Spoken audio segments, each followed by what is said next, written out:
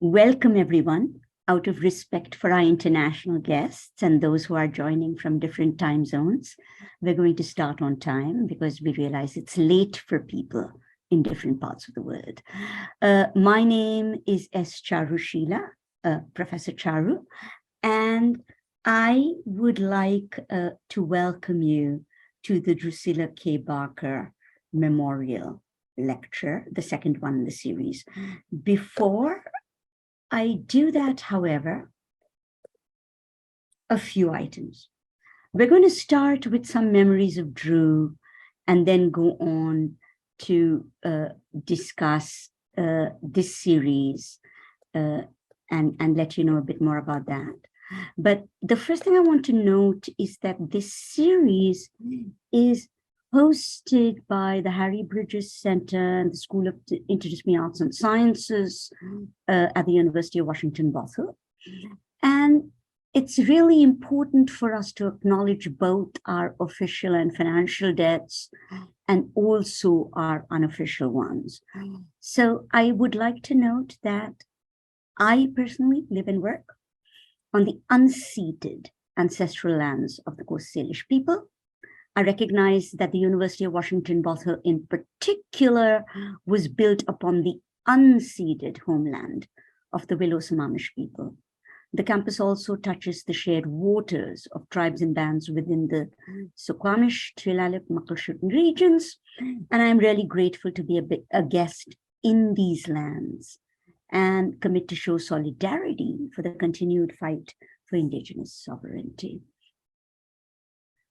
To me, it's really important that I opened with this memorial for two reasons. One, I do think acknowledgements are a way to name the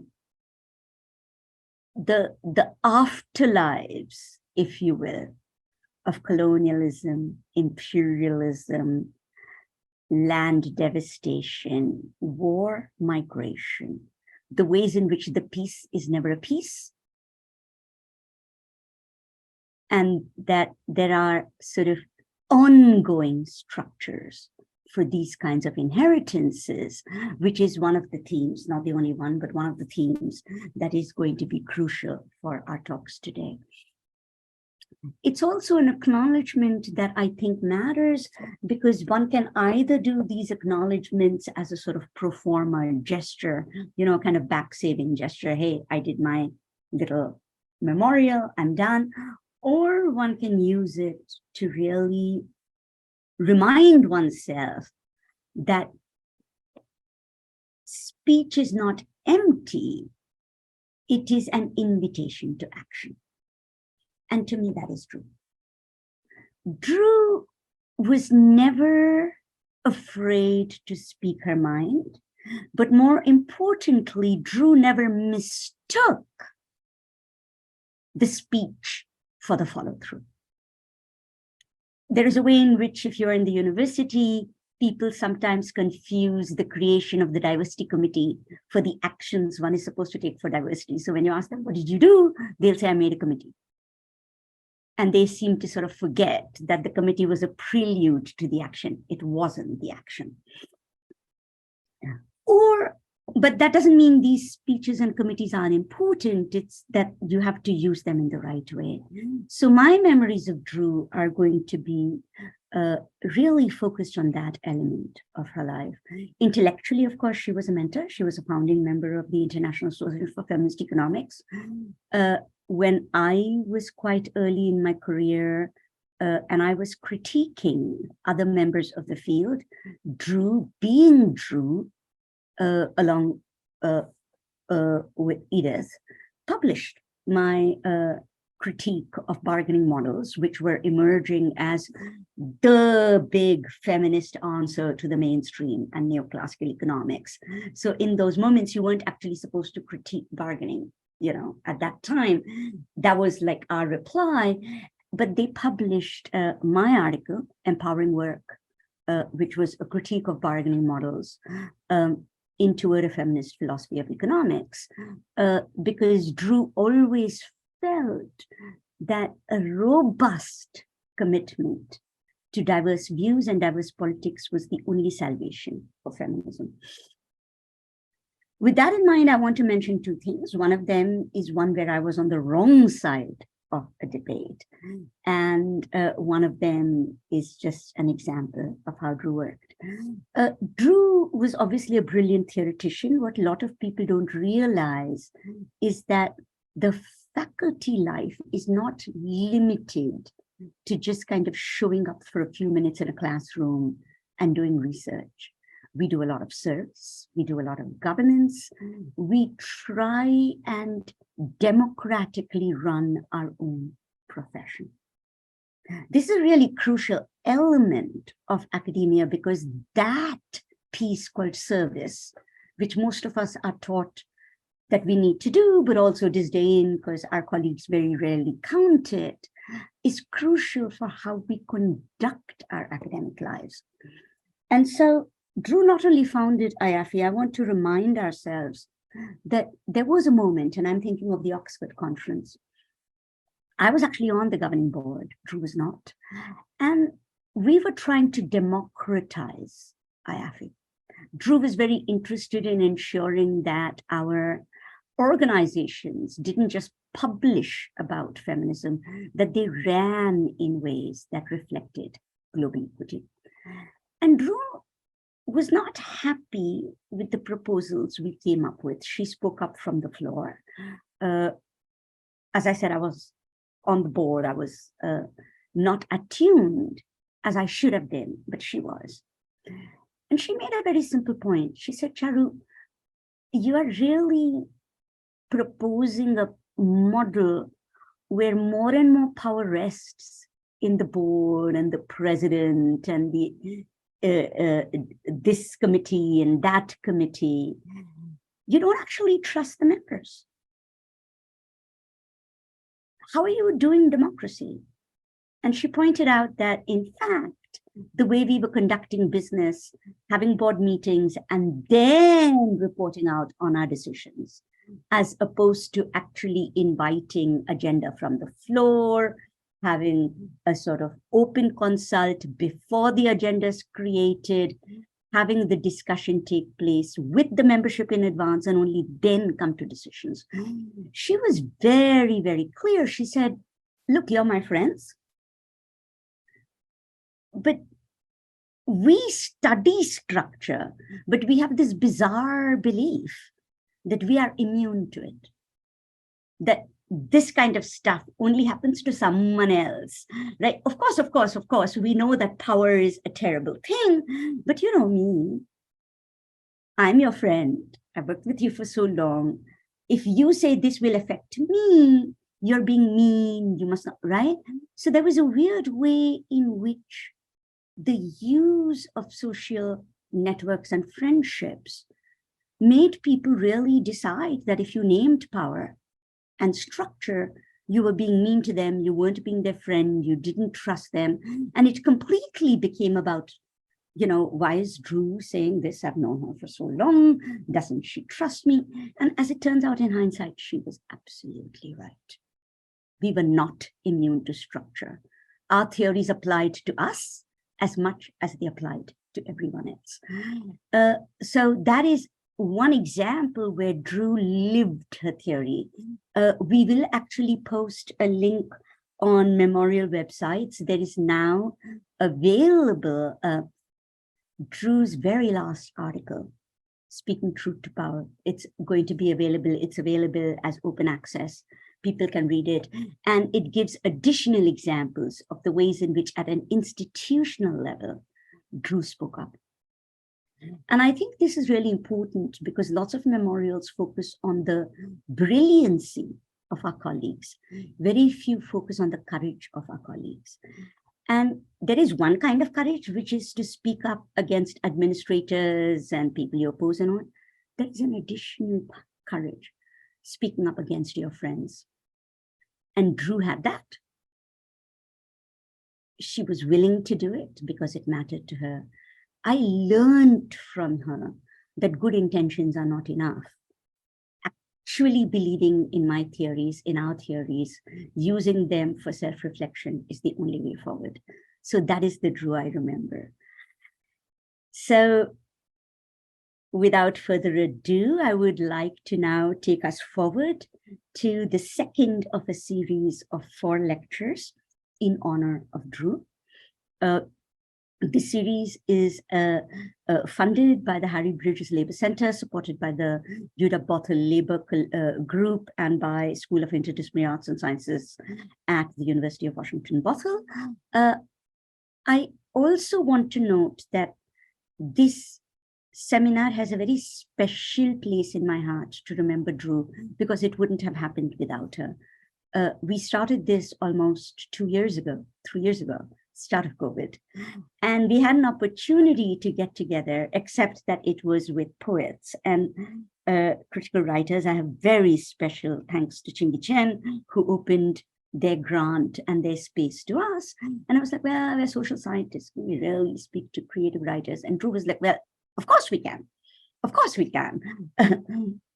Imagination can take any form. Future can take any form. Writing about politics can take many ways. We can't always imagine everybody should learn our language. Maybe it's time for us to learn theirs. We should go there. And that was, again, so quintessentially Drew. She was very active with me in shaping this particular seminar series. And it was just such a loss that we lost her literally the week before we started events. So this is the second in the series. Today we have Smita Ramnarain and Jennifer Olmsted. We're going to start with Jennifer, Professor of Economics at Drew University, and then we move to Smita. Jennifer. I'm acknowledging the land politically designated as New York City to be the homeland of the Lenape, who were violently displaced as a result of European settler colonialism over the course of 400 years.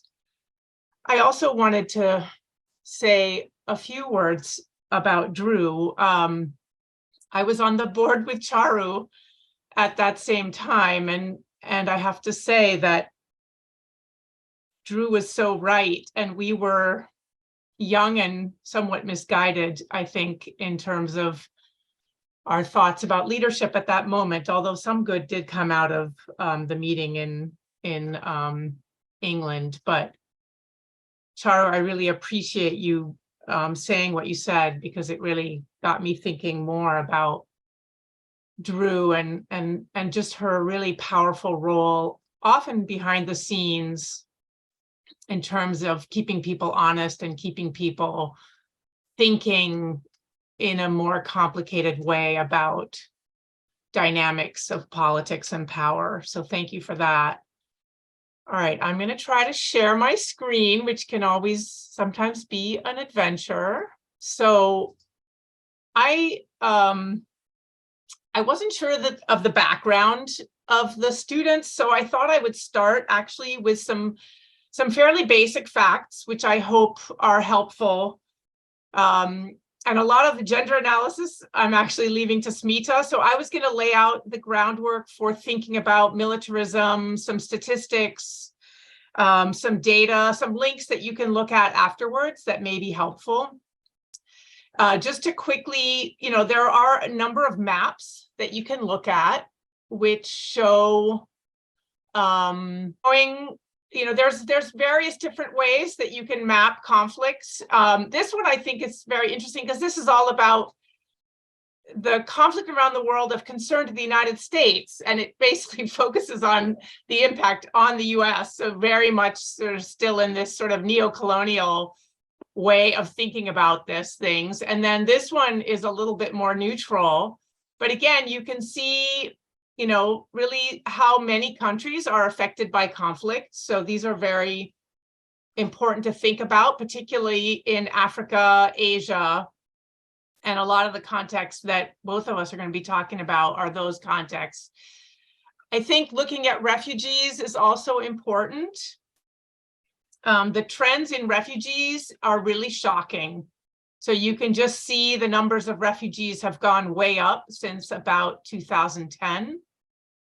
I also think what's a little bit interesting to think about, so UNHCR, the UN Refugee Agency, tracks refugees. And one of the things that I've noticed in watching their reports is The Venezuelans are not technically defined as refugees, and yet they've sort of changed the way that they think about refugees so that they are actually including the Venezuelans in their statistics, even though under international law, because they were displaced by economics and not a war or a political crisis. So that's an interesting shift within UNHCR. And you can see that 72% of refugees come from 5 countries, all global South countries. Germany is the only non-global South country that is in the hosts, and Germany is a recent addition. Most refugees are housed in neighboring countries who are often not very economically stable themselves, and so it creates a lot of hardship for these countries to have to absorb large numbers of people fleeing violence. And yes, 74% are hosted by low and middle income countries. And then there are some other, and 69% are hosted by neighboring countries. So that gives you a sense of how widespread this crisis is and who it's mainly impacting. If you want to learn more about refugees, this Global Trends report is an excellent place to start by UNHCR. I would also want to point out that there's only one group of people who have their own UN entity focused on that, and that is UNRWA, the United Nations Relief and Works Agency for Palestine Refugees in the Near East. So they're actually under a separate mandate. They're not under the UNHCR, and in early days, UNHCR did not even report on Palestinian refugees. They only reported on other refugee crises. Now, again, somewhat of a shift in politics, they actually include some footnotes and talk about the Palestinians. So there are 2 entities in the UN whose sole responsibility is to focus on refugees and the well-being of refugees. I also think it's important, and this many of you may already know, but to look at who the top 10 arms exporting countries are. These data are a few years out of date, but it hasn't really changed much. Israel, Italy, UK, China, South Korea, Spain, Germany, France, Russia, and the US. And I think what's really important to note with that is that 1, 2, 3, 4, 5 of the top 10 are also members of the Security Council, who allegedly is charged with maintaining peace. But when you have, when you're one of the biggest top 10 arms exporters, you have to ask whether there's a conflict of interest, because these countries are on the Security Council, but they're also the biggest exporters of arms. The biggest importers of arms, you can look at those data in a couple of different ways. Here's again the top 10. Pakistan, Qatar, the UAE, South Korea, Algeria, Egypt, India, China, Australia, and Saudi Arabia. This jumps around a little bit more because it depends on in a particular year. If a country has made a big purchase, like Australia, they jump to a higher number, but some of the buyers are pretty consistent. Another way to think about this, I think, which is very important if you're thinking about economics, is if you think about the quote unquote guns and butter trade-off. The World Bank has statistics where they look at your military expenditures as a percentage of your government expenditures. And that's the trend over the years, and you can sort by the highest and the lowest. So I've already done that. And you can see that there are some countries, and Eritrea, Belarus, Qatar, Oman, Saudi Arabia, Pakistan, some of them in the top 10, but not all, who are spending 15 to 20% or up to 30% of their government spending is on the import of military arms. So I didn't click on this, but I told you who the members of the permanent, the UN Security Council are. I just want to spend a few minutes on some images, because I think these images are really impactful. I had the chance many years ago to travel to Laos, and And this was a huge historical education for me. I traveled there as a tourist. I really didn't think I wasn't thinking at all about armed conflict. But we took a very small plane into the area near the Vietnamese border. And as we were landing, we saw these pock marks, and we had no idea what they were. But once we landed, we went to visit a place called the Plain of Jars, which is this really beautiful ancient site. And our guide also took us to see some other things. So this is a bomb crater. And he showed us all of these munitions that are all over Laos. And what also was really fascinating to me is that people are very innovative. So they've taken the military garbage that was left in their country and they've turned it into useful tools. So here are some helmets that have been turned into ladles for farmers. And you can also see this is all military armaments. These are parts of bombs that people have taken and made into their, so these are pieces of munitions as well. These are more munitions. These are very obviously the tails of rockets. So this person has built their house with the tails of rockets. Here is a farm where they are using pieces of a bomb to create a little irrigation system. But just to give you some sobering facts, between 1964 and 1973, the US dropped more than 2 million tons of bombs on Laos, about as many as there are people. More bombs were dropped on Laos than during the Vietnam War. This was during the Vietnam War, and we were dropping all these bombs on Laos during the Vietnam War. And a third of those bombs did not explode. So some of those images you saw were unexploded ordnance, and it's still killing people today. People continue to die. And this was a war that ended in 1973. And yet we're still feeling the effects of that war. I wanted to show at least one peaceful image also from Laos.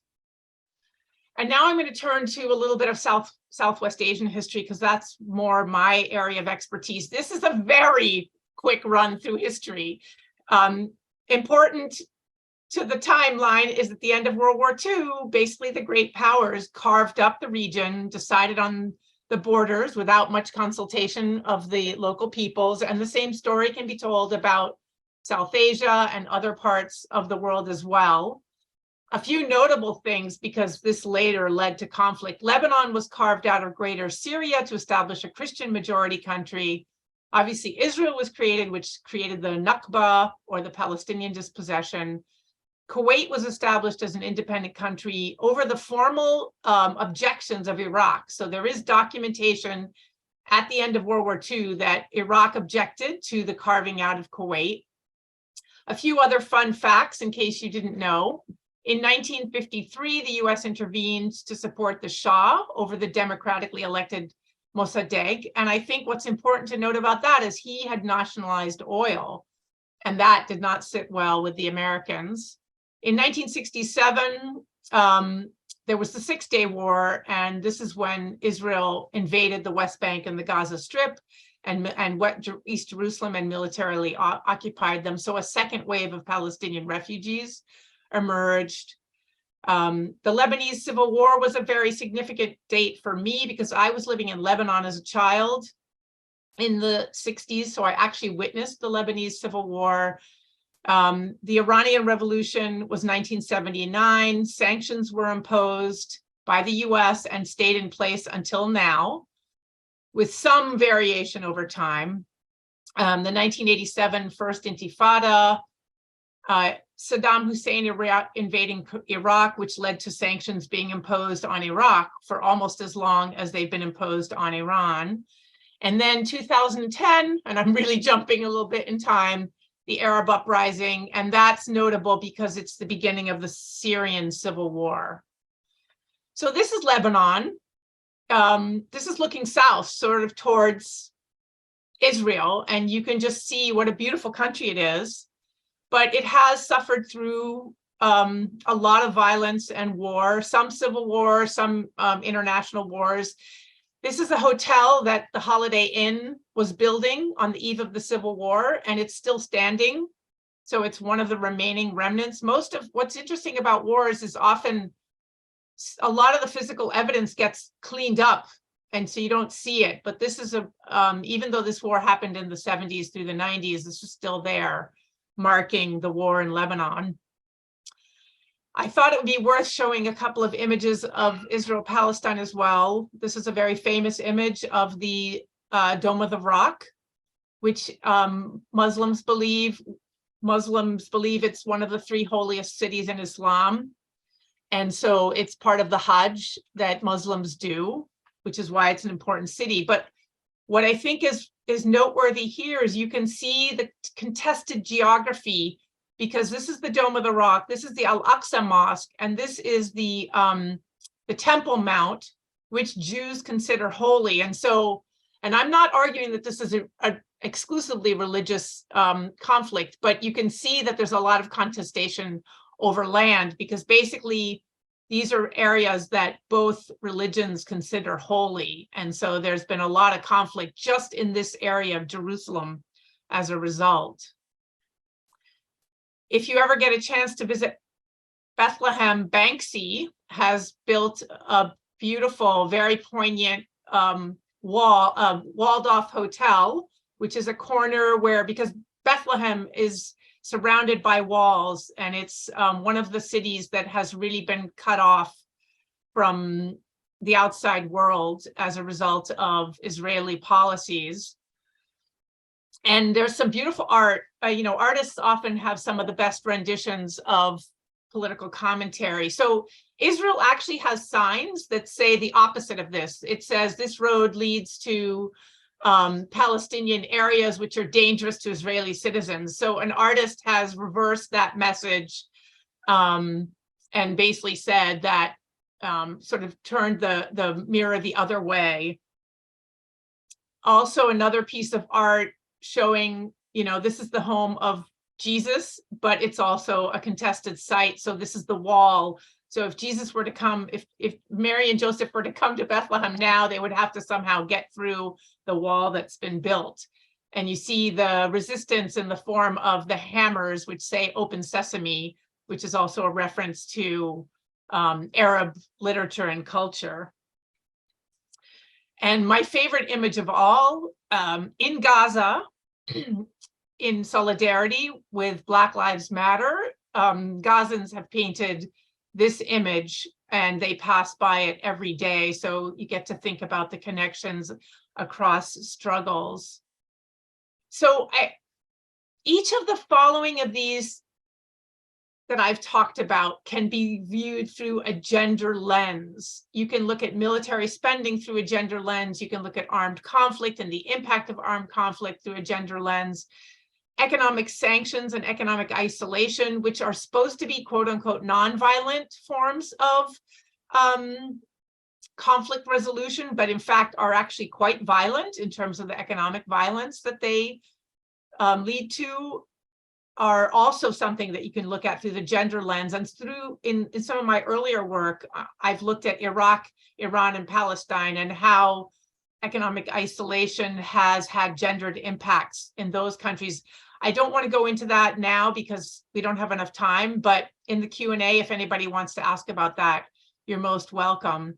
Obviously, you can look at refugee crises through a gender lens, and then you can look at post-conflict redevelopment. And Smita is actually going to hit on most of these. The one that I'm going to focus on just for a few more minutes is the refugee crisis.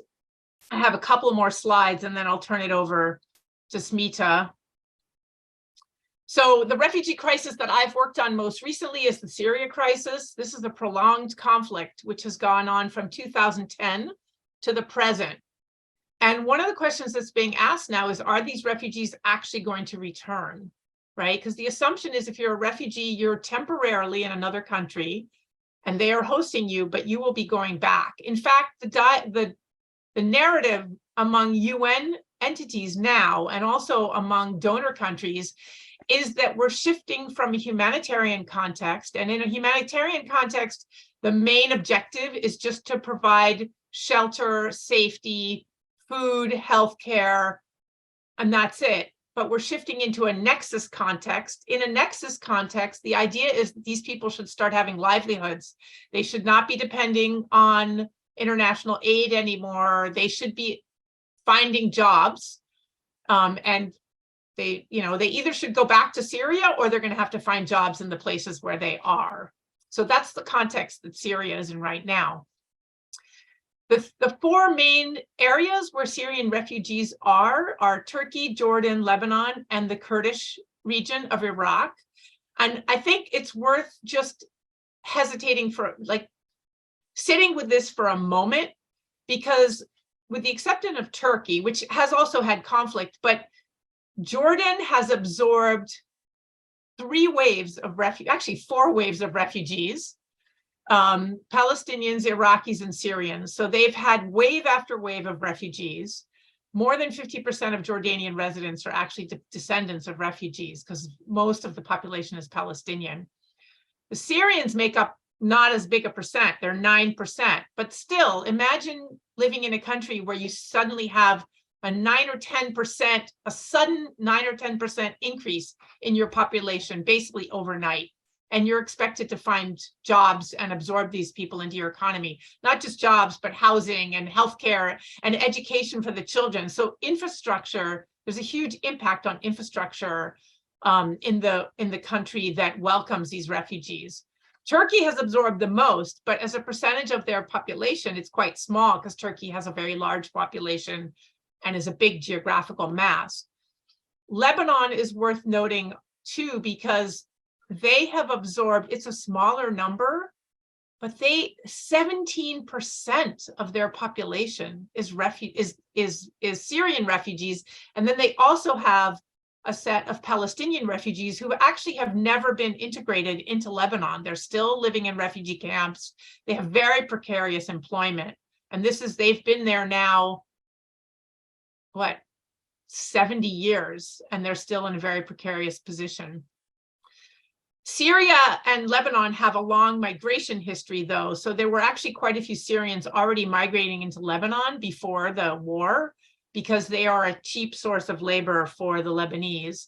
And then again, thinking about Kurdistan, which is another area, Iraq has gone through years and years of crisis, and they've absorbed about 250,000 Syrians, which is about 5% of the population. But when we talk to the people in Iraq, we did some Zoom interviews with people in Kurdistan, Iraq. I was not able to travel there.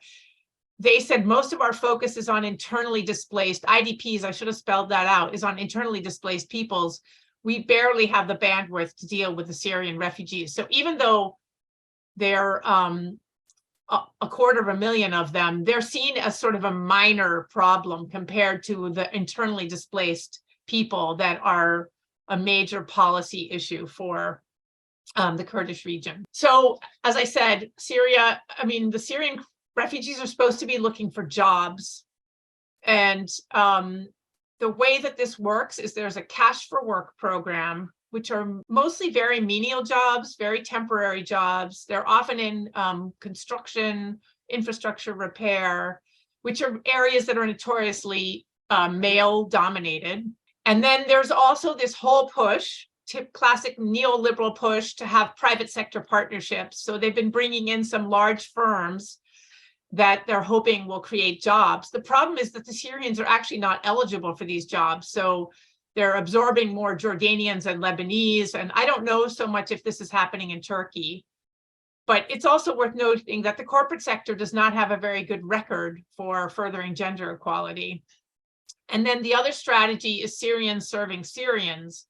So the UN has set up programs, obviously, to provide education, healthcare. Childcare is an underexplored option, but an interesting one, because women are often more likely to have experience in childcare. And I'll talk a little bit also about some gender norm issues. But the point is, I was brought in with a colleague to ask the question, how can we do a better job of absorbing Syrian women into the Lebanese, Jordanian, and Turkish economy? And so this was the mandate that the UN gave us. So we looked at these existing strategies, and we came up with some policy recommendations. One is that in Syria, very few women worked, and most of the women who did work were highly educated. There was a group of women in agriculture who had low education, and then there was very highly educated women. And suddenly they're asking all these Syrian refugee women, why aren't you in the labor market? A lot of these women had no experience with jobs at all. And so there was a focus on skill building. And the UN was trying to introduce both traditional and non-traditional skills, but also they talk a lot about soft skills, because it's really interesting, because you really see how people are socialized into capitalism, and the Syrian women had not been socialized into capitalism. So they didn't really understand the concept of being on time and not leaving work early and things like that. So that was one part of the programming the UN was doing. Another part that they're doing, and I think the other thing that's worth talking about, is refugee contexts are contexts where there's a lot of social experimentation going on, because there's so much rupture happening. These UN entities and the NGOs that work with them go in and they say, okay, we're going to work on norm change. We're going to try to shift traditional norms. And they do work with local partners, so it's not completely top down, but it does raise a lot of questions about how refugee populations are being used almost as social experiments. Like, let's go in and rearrange gender norms and really get these women to think in a very different way about who they are.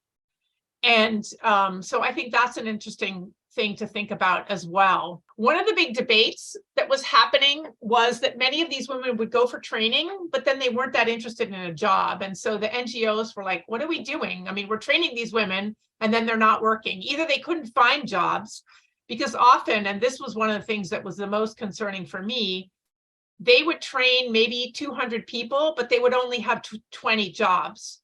So they're kind of setting these people up a little bit for failure, sadly. But the NGOs would then tell themselves these stories that were helping them build community. They may use these skills when they go back to Syria. They may use these skills in other contexts of their lives. It's not necessarily that they're using them just to work. So there were some interesting discussions about what does it mean to train people, and what does it mean to manipulate gender norms. These are some quotes that we got from the people that we interviewed. They come with traditional ideas. We get them to think outside the box. We give them homework. Go into your neighborhood and count how many hairdressers. They're open to listen to new ideas. I don't want to read all of these because I don't want to take too much time, but you can read them for yourself. Let me move on to the next one. So some of the recommendations that we made were childcare. It seems really obvious, right? Where there's childcare, there'll be much better participation of women. That was a quote from one of our people we interviewed. What was kind of amazing to us about this is that there's so much literature out there already, written by NGOs in the field saying childcare is important. And yet some of the donors either were completely unwilling to think in this way. I even had somebody from UN Women say, it's too expensive.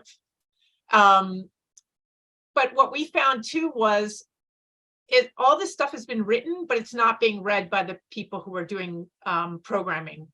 Transportation was a big issue as well. You know, do women feel comfortable on public transportation? Can they afford it? And then obviously the issue of cultural norms was also something that was brought up by people. But I think another thing that's really important, and some people talked about this, but other people did not, this is a community that's been highly traumatized. And so how do you think about the concept of work? And, you know, is work the most important thing for them? Will work help them get through their psychosocial trauma that they've experienced? Or should we really be focusing on their mental health and rebuilding community and not be focusing on employment? I actually had gone to the region to actually explore what the link was between livelihoods programming and psychosocial and mental health support. And what I found is that there was a bit of a disconnect. There's a group of people who work on psychosocial support and mental health, and there's people who work on livelihoods, but there's not much of a conversation between the two, which was puzzling for me. So, but I want to bring it back to some higher theoretical issues before I hand over to Smita. We were asked by the UN to help them to better integrate Syrian women into these local economies. But we started to think about, is this even the right approach? We're trying to fit refugees into existing structures instead of questioning the structures themselves. And the three structures I want to focus on are neoliberalism, which is, as you probably already heard from your professor, very individualistic, has this emphasis on work as a requirement for access to resources. And there's a big feminist critique of the neoliberal emphasis on work and individualism, not only because it leaves out children, the elderly, the severely disabled, and those providing full-time care, but also because feminists have pushed back against the concept of individualism. But I think it's important to add the refugee critique, which is refugees have left all their capital behind them. They often face severe legal limitations to work, and they're additionally vulnerable as well as exploitable, right? You're looking at a population that's highly vulnerable and therefore highly exploitable, and they're also dealing with trauma. So how important is it for them to be reinserted into neoliberal economies, and how can they even do it given the issues that they've had to deal with? Here's some quotes around neoliberalism that we pulled out of our research. They, the local NGO partner, groom people to be more entrepreneurial. Shift from, the last quote too, shift from humanitarian to development. It's happening. It's just not clear for most NGOs because of the economic depression. It's in between. So this is a comment on the fact that the expectation is that suddenly all of these people are going to be absorbed into local economies, but these local economies already are in macroeconomic crisis. So how are you even going to do it? And I'll let you read the other quotes on your own. Well, I really like the second one. So they came to Turkey because of a war, not for a job. They've experienced trauma. They need to get out of their homes and be socialized. They are not necessarily looking for work. So some of the people that we interviewed were pushing back against the neoliberalism, but others were really kind of just buying into the neoliberal theme. The other big challenge for these people is nationalism. Refugees actually don't have the right to work. Part of the agreement is that you become a refugee, you don't enter the labor market. That's why they give you a temporary safe space to stay until you go back to your own country. And so most refugees are defined as not having the right to work. There's been a huge discussion in Turkey, Jordan, and Lebanon about giving work permits to the Syrians. Many of them work under the table.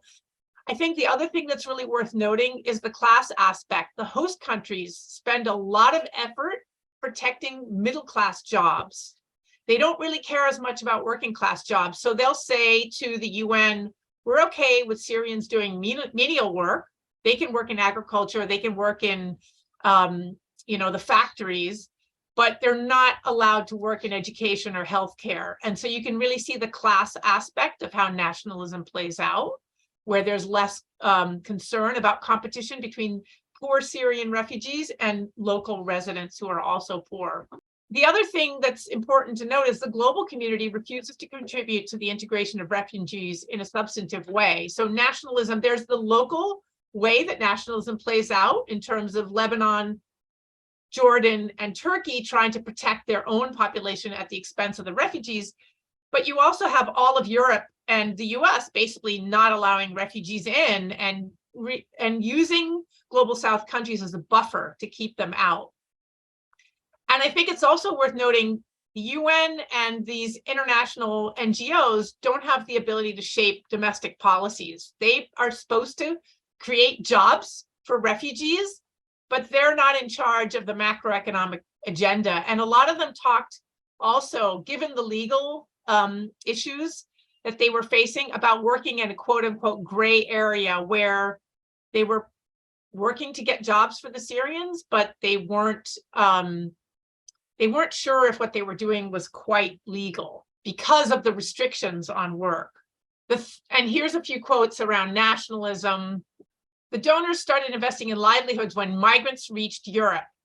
First, they were only willing to feed them. Even then, they said Lebanon was a middle-income country. So one of the big battles in the early years was that these countries were seen as middle income. And so they said, you don't need help. You can absorb all these refugees on your own.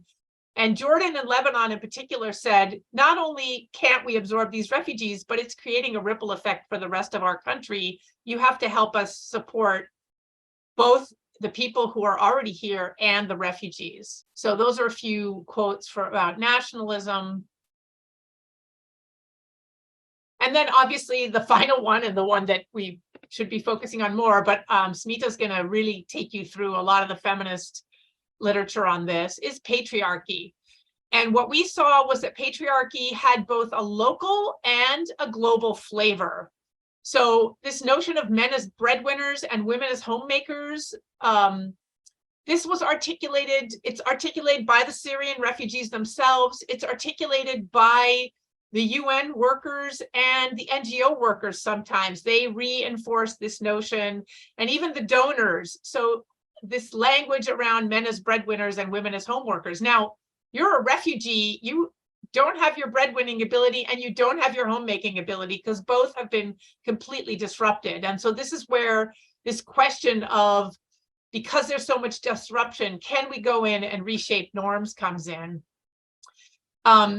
We saw a lot of occupational segregation, no different than anywhere else in the world. This is the reality of the world, right? Construction, highly male dominated. Certain other industries like plumbing and other sort of blue collar jobs that might have been options for some Syrians are seen as very male dominated. And often assumptions were made by employers and consumers and the women themselves, because they have internalized occupational segregation norms. We can't do this kind of work. But this was an area where the UN and the NGOs were working really hard. They were actually trying to change norms. And I find it's sort of interesting that these are norms that are worldwide, but refugees may end up with with shifting norms in this area more than people in more stable contexts. The other thing that's super important to think about is that these are highly exploitative. Many of the work conditions are highly exploitative. In Jordan, for example, one of the industries they were trying to push women into was the garment industry. The garment industry in Jordan mostly imports Southeast Asian women who are really badly paid and have very bad work conditions. And so they were saying to the Syrians, hey, women, these are great jobs for you. And the Syrian women were saying, no, thanks. And so this whole, the jobs that women are being pushed into are the same kinds of jobs internationally that are highly exploitative and very bad work conditions. And then finally, of course, you have the reality of care labor burdens, and that the double shift exacerbates women's exploitation. I think it's also worth noting that we're talking about contexts that have a lot of trauma and a lot of disruption of the family unit already. And so there's the question whether double burden has increased. Unfortunately, there's not a lot of research around this, but that's something that's worth thinking about as well, that these are traumatized contexts where the double burden is often greater. A couple of quotes around patriarchy. There's a real problem with saying females are not willing to work or lazy. We shouldn't be speaking on behalf of these women. We need to find out what women are actually thinking and be specific about whom we are talking about. So this is showing that tension between some of the NGO community and the UN programmers were pushing back against the stereotypes that some of their own colleagues were bringing to the table. Here's one about care labor. People have proved disability within households with a disability. Women often state that they cannot work because they're caring for disabled. So again, you've got not just normal care labor, but lots of trauma-linked care labor that's going on. But then you have the Iraqi employer saying it's cultural. We prefer to hire men above women. So those are a few of the quotes that were really emblematic of various takes on patriarchy. This is a very complex problem with imperfect solutions. I think it really gets you to think about what role high-income countries should be playing, challenging the discourse around refugees in return, and then also, refugee contexts help you to appraise and think about care labor, whether it should be paid or unpaid, how it's linked to trauma. And I think that's my last slide. So I will turn it over to Smita, and I'm sorry if I went on too long. I apologize. This was so fascinating. I have so many questions, so many comments, but I'm going to hold them because you're going to come back and talk to my students and me. So this is such a luxury for us. People who are joining us, please post comments in the chat. We can't promise that they'll be answered. We can promise they will be shared. And then people can respond to you later as needed. But, Jennifer has set us up so beautifully. Smita, I was going to do more, but yeah, Associate Professor, Rhode Island, take it from here. Your job. Excellent. Thank you so much. That's a very difficult act for me to follow, but I will I will do my best. Is everybody able to see my screen? Yes. Excellent. So hello, everyone. It's very nice to be here this evening. Thanks very much for the invitation, Charu. Thanks to Sophie for all the behind-the-scenes work, the work of social reproduction of this colloquium, I should say. Before I begin, I'd also like to follow Charu and Jennifer in stating that I live in Rhode Island, which is historically been the stomping grounds of the Narragansett and Niantic people who were displaced from this land violently. I also live in Rhode Island, which was a big hub for the triangular trade, including the slave trade. And so it gives me pause very frequently to think that the reason we are here the way we are here and the history of the United States is one that was sort of built on violence. So I think it's a sobering thought. Before I begin, I'd also like to say a couple of things about Drew. Since this is in her honor, I didn't know Drew personally, although we were part of the same feminist political economy group, which meets over Zoom every once in a while, which is a huge lifesaver during COVID. But I did have the pleasure of working with her on a committee for a professional organization that we're both part of, that Charu mentioned, the International Association for Feminist Economics. Drew was the chair of the governance committee, and I was a member. And it's really funny how sometimes people that you have brief interactions kind of leave quite an impression, and are sometimes folks that you learn from, even if it is in passing. And what I'll always remember is how Drew, for me, actually really led by example in terms of being a feminist. What I learned from watching Drew chair what was actually a very contentious committee in some ways was to be a very good listener. She always listened to what people were saying. She was very compassionate and very genuine, even if there were things that she did not quite agree with. She always tried to sort of build consensus, make everyone feel heard, and work really fairly. And I'd like to say this because for me, she was really quite an embodiment of the feminist ethos. And to be honest, not everyone is that, right? In terms of like casting that feminist lens upon yourself and, walking the walk, even as you talk the talk. So it was really special for me to know her, even if briefly, and it's really very nice to be able to do this in her honor. So today I thought I'd present something a little more big picture.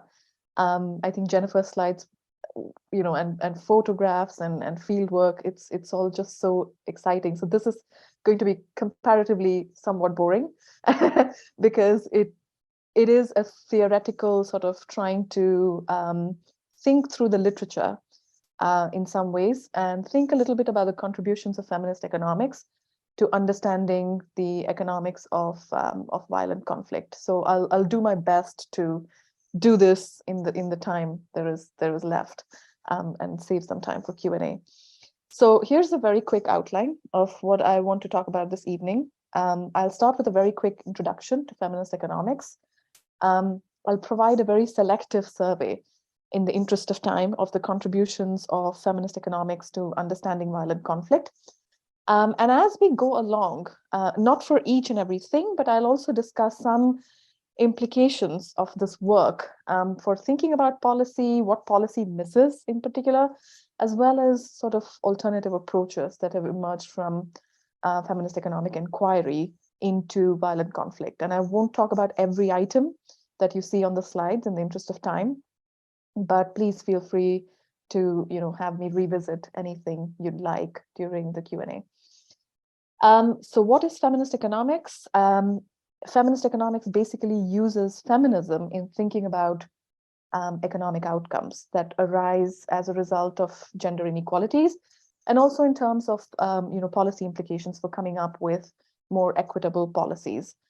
It arose largely in response to the perceived androcentrism of conventional neoclassical economics, in recognizing gender or other axes of difference.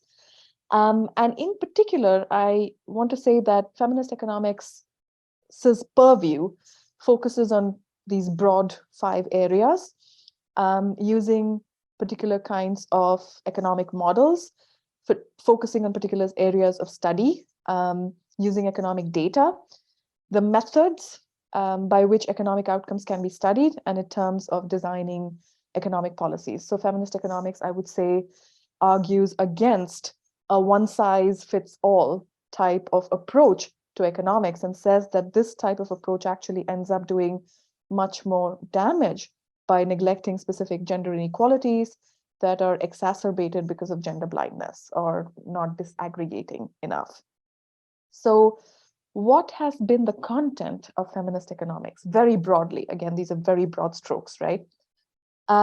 First, in terms of looking at economic theories, models, and assumptions, feminist economics argues that a lot of economic theorizing occurs assuming a universal rational economic man.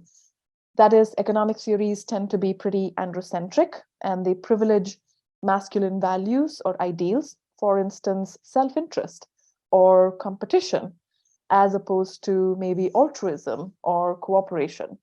And feminist mainstream economic models are often premised on the notion of free choice, without, again, necessarily examining how choice itself might be socially constructed, and the choices that are presented to different groups of people might actually be a product of social structures. Second, in terms of the topics of interest and foci of study, feminist economists tend to examine how social structures might dictate what goes on within the household, and how intra-household resource distributions might be determined. They also look at the connection between market and non-market economic processes. For instance, feminist economists might look at the gender division of labor, which occurs within the home, and the reproductive and care work that is necessary to reproduce society, that is necessary for society to function, and how it tends to be undervalued or even not even seen as work. The bulk of it tends to be assigned to women, and it is done so automatically that we don't even question how this came to be. Feminist economists are also quite interested in the connection between paid work and reproductive work. In many societies, since women must perform the reproductive work that is unpaid, their ability to take up paid work and therefore have access independently to economic resources might be pretty constrained. Feminist economics advocates for the gender disaggregation of data, and for also newer kinds of data to be collected that will illuminate gender inequality much more clearly. For instance, one type of data that has become increasingly popular is data on time use. Time use data is used to understand the extent of reproductive work that is required for society to function, who is doing that, what the intensity of this labor is, and so forth. It basically collects information on how people use their time, very simply.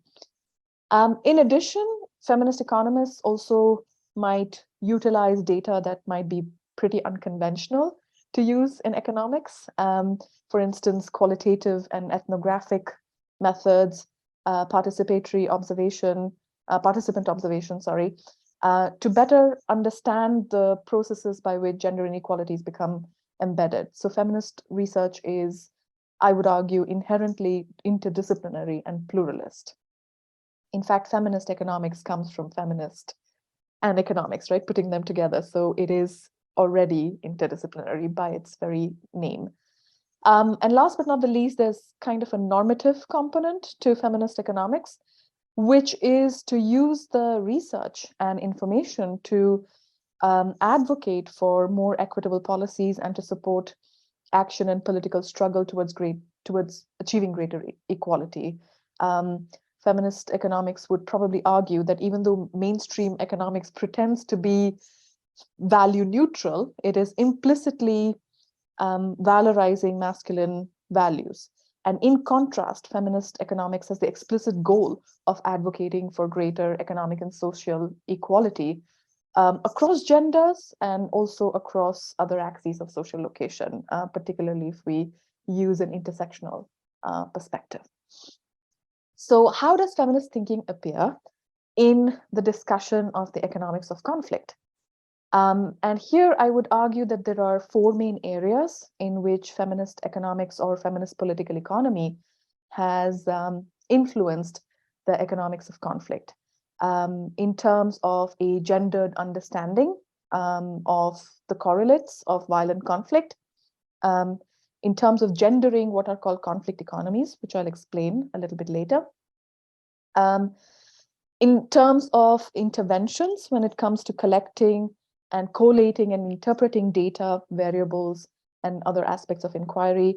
And finally, feminist perspectives on recovery from conflict and peace building. So in the rest of this talk, I hope to just present and discuss these large areas of contribution. But before I do so, there are three things to keep in mind. The first is that this is very interdisciplinary terrain with work from economics, but also insights from development studies, political science, international relations, peace studies, and sociology. And also what I'm presenting here is not intended to be exhaustive, but rather to provide a bird's eye view of where we are theoretically and conceptually and where this research is sort of heading. And another thing to note is that I also include studies that sort of deal with gender as an axis of analysis. But of course, it's a matter of, excuse me, it's a matter of some debate whether all work that deals with gender is necessarily feminist. And perhaps you have discussed this in your gatherings as well. As I mentioned earlier, feminist thinking has a particular focus in terms of examining gender roles and norms, examining how power structures and social relationships might work, whereas work on gender might simply use gender differences as a variable of interest and see how outcomes differ between groups of people, between women and men.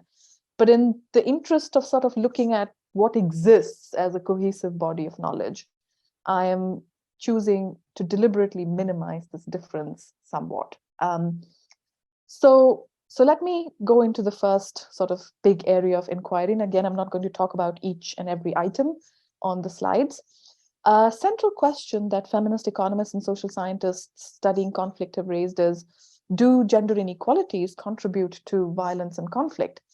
And there are studies by Caprioli, who is a political scientist, which explore this quantitatively and investigate the relationship between domestic gender equality in a particular country and state militarism, the severity of violence during conflict, and the likelihood of intrastate conflict, which is basically civil war. And the answer to all of these, providing a spoiler, but the answer to all of these is yes, right? And there are also smaller scale studies that look into attitudes towards gender equality and how these connect to the support for the use of violence to resolve conflict. And now the policy implication and why these studies came about in the early 2000s is because there was a need to recognize a very important foreign policy role for concentrating more on supporting organizations aimed at improving the status of women, including, promoting women's political and economic participation, etc., as opposed to simply considering gender as a social policy matter. Now, whether or not this has had an impact in the policy world is debatable, but that is kind of the policy implication of these studies. There's also some work that at least very tentatively draws connections between what I call the gendered micro processes of violence and macro or mass violence. And this relationship is kind of a little dialectical. On the one hand, micro forms of violence are a sign of some deeper structural inequities, which also indicate propensities towards macro or mass violence. But on the other hand, mass violence might also impact the likelihood of violence at the micro level, at the interpersonal level, particularly when it comes to violence against women and domestic violence and those kinds of things. So this desire to explore the boundaries between micro and macro violence can actually be connected to a very deep feminist concern around the different kinds of violence that remain a reality for women all over the world, because violence is kind of etched pretty deeply in women's worlds, right? Whether it's violence inside the home, in the community, or the kind of gendered violence that might unfold in the case of a mass conflict. And feminist scholars point out that for women, violence occurs along a continuum. Everyday forms of violence or mass violence both kind of tend to impact women in specific ways, and that violence actually happens on a continuum. So as an example, Moser and McElwain's study of post-conflict violence in Guatemala points out that while post-conflict transitions, right, the period immediately after war when peace accords have been signed and people are trying to figure out how to proceed, etc., in that transitional period, you might see a decline in political violence, but actually there are increases in domestic violence during this time. Some economic studies which are broadly focused on gender, but again, not necessarily feminist, also investigate the connection between exposure to mass violence and larger scale conflict, and then subsequent likelihood of exposure to domestic violence. And one of the earliest inquiries along these lines is by Kate Finoff, and she uses demographic and health survey data from 2005 in Rwanda and sort of looks at the long-term correlation between exposure to genocide and then post-war, after the Rwandan genocide, the post-war intimate partner violence. And she finds that there's a significant variation in genocide. The variation in genocide death rates, I need to say this correctly, the variation in genocide death rates are positively and statistically significantly correlated with reported sexual and emotional violence in the period after. So that's a very interesting result and one of the first kinds of studies of this nature. A second body of work at this intersection of feminist economics and conflict economics centers around an understanding of the gender implications of what is called a war economy. The term war economy actually comes from the work of some political scientists, Michael Pugh, Neil Cooper, Jonathan Goodhand, and they divide the war economy into what they call the combat economy, which is the economies that are around the capture and control over productive resources that you might need to keep a conflict going, and the economic strategies of war. And then there are shadow and coping economies. And in the economic literature on conflict, these combat economies receive a lot of attention, but these shadow and coping economies receive relatively less attention. And feminist economic studies actually draw more attention to these two aspects, which have received short shrift in the literature on the economies of war. So shadow and coping economies, as I said, have been focused on by feminist scholars in particular ways. The first aspect of exploration of these kinds of economies is basically processes of informalization, which function as coping and survival mechanisms during economic or political crisis, but which also actually serve as sources of new insecurities for women in such contexts. So there's work by Spike Peterson, a feminist international relations scholar, and Spike Peterson points to how when you have state governments or governance that is absent during conflict, that can effectively sort of informalize the economy, because when you have young men, they are encouraged and spurred to join these shadow economies in less than desirable ways, in trafficking or arms smuggling. And even women, when employment for women does exist, it largely takes place in the informal economy, right? Unregulated, unseen, precarious kinds of jobs, etc. So contexts of recovery also tend to be pretty insecure spaces with a lot of possibility for exploitation, both economic and physical or sexual. The second is with regard to reproductive labor and care work. It's a central feminist concern. And this labor is basically the labor that's involved in the various activities and processes that reproduce people and maintain people on a daily basis, as well as across generations. So this work includes maybe care of family members, what we might say reproductive work. But in the global south, it might also include collecting the material requirements for life, right? Walking to collect fodder or fuel, or walking to collect water, or any raw materials that you might require for maintaining the household. And as I said earlier, existing norms mean that the gender division of labor means that this work is largely assigned to women to begin with. But in the context of crisis, such as wars and conflict and transition, women are also charged with kind of taking care of the people who are left behind, right? So the children, the elderly, etc., because men tend to be the first to join the fighting, or they also might be the first to migrate out, as was the case in Nepal, where I did my fieldwork.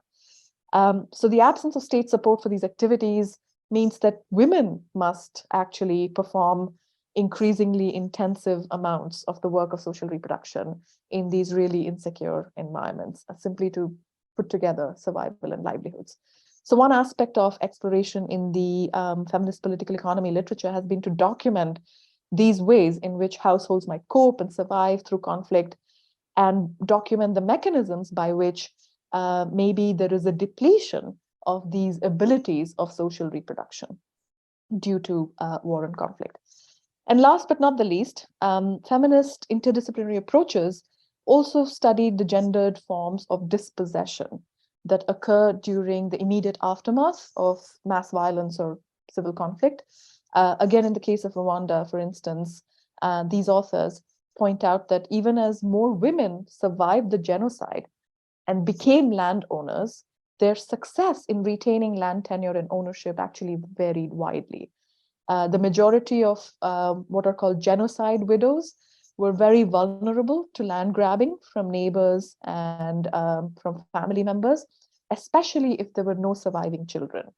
And in the case of my fieldwork in Nepal, I found out that women were given the right to land, but they chose not to exercise their legislation granted rights to land for fear of alienating other people in the post-conflict circumstances from whom they derived all sorts of social and material and emotional support. Now, a related question also emerges with regard to studying refugee populations and examining the gender-specific coping experiences of women refugees. And I'll not say too much about this because, as Jennifer pointed out, there isn't a whole lot of work on refugees, and whatever work exists tries to fit refugees into existing economic frameworks.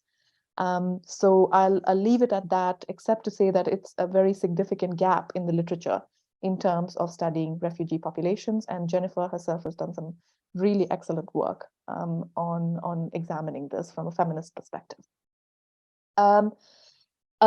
Another significant concern, as I mentioned earlier, of feminist economics is to sort of go beyond that androcentric lens and collect gender disaggregated data in order to identify, the differential impacts of violence or conflict on different social groups, right? Both gender, but also across other social groups intersectionally.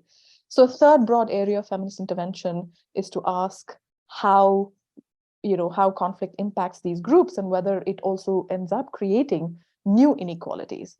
So a lot of literature across disciplines point to the uneven implications. And the most common one is that while men might be recruited more to join the fighting and face greater mortality, women actually might face insecurity, livelihoods, health consequences of conflict over the longer term.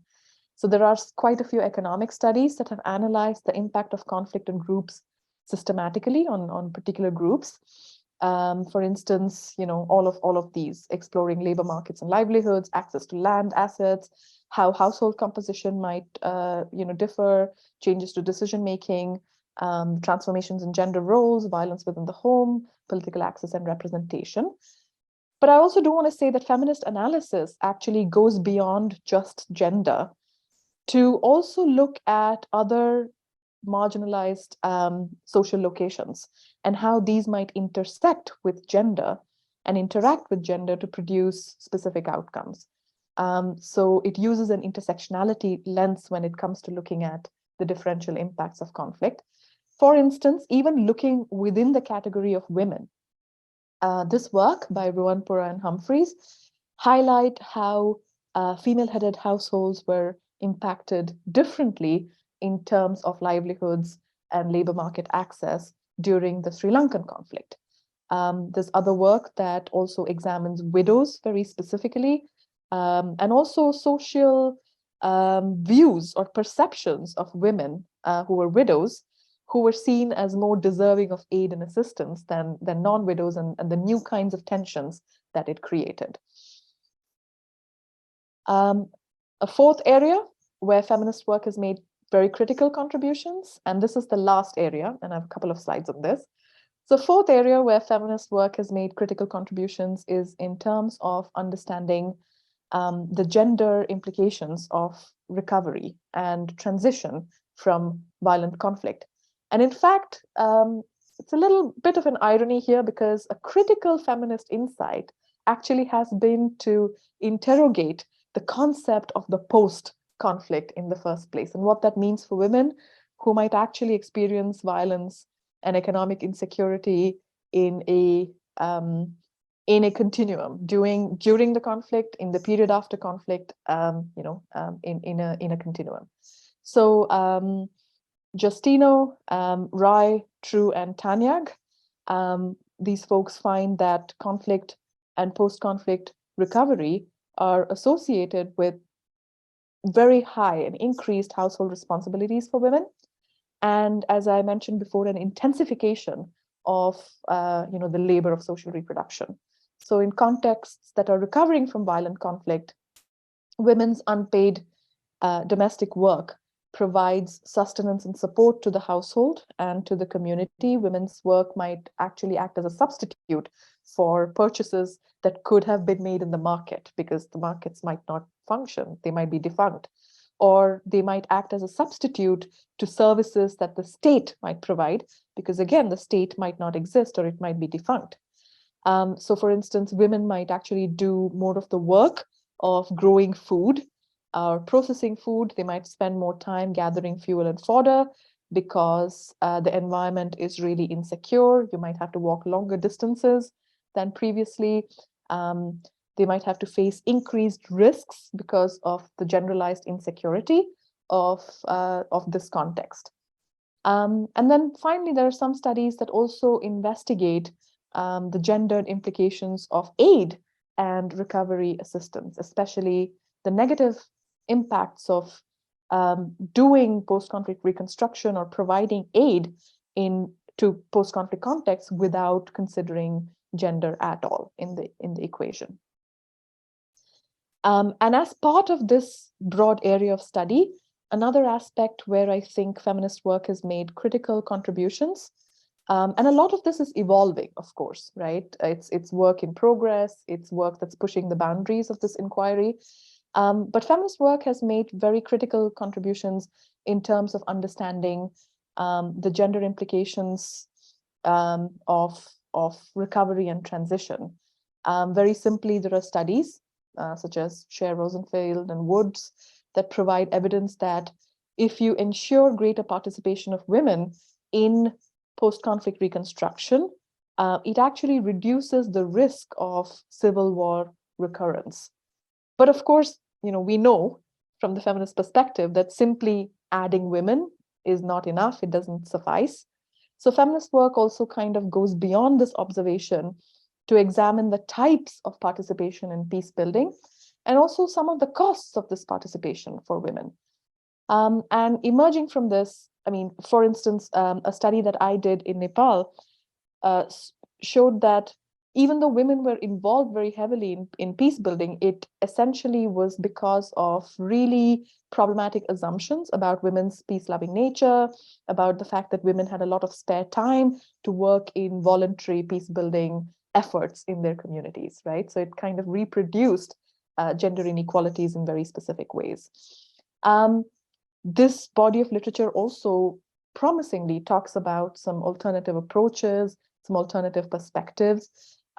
Jennifer's presentation contained a slide that had some reference to cooperatives and to alternative forms of social structures.